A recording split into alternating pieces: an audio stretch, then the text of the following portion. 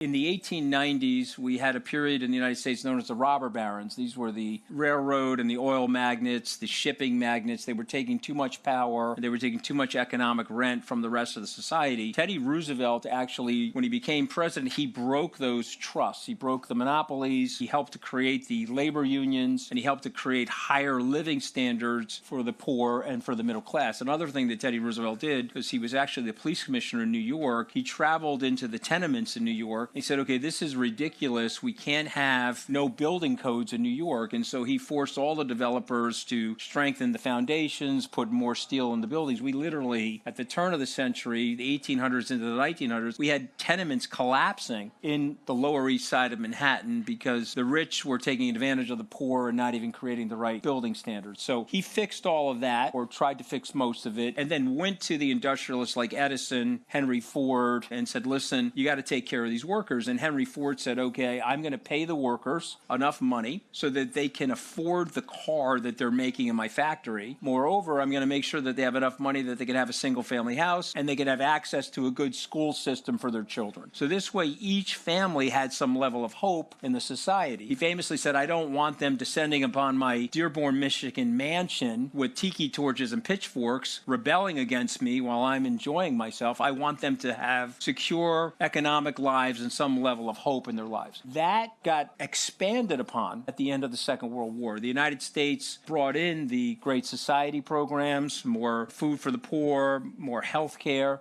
security for the elderly. And then we did something called the GI Bill. But if you were in the American military, you got free college education if you came back to the United States. So you had poor Italian families where the dad was a mason, but now the son went to war and he's becoming an accountant or a lawyer. And so this had a dramatic effect on painting those white picket fences.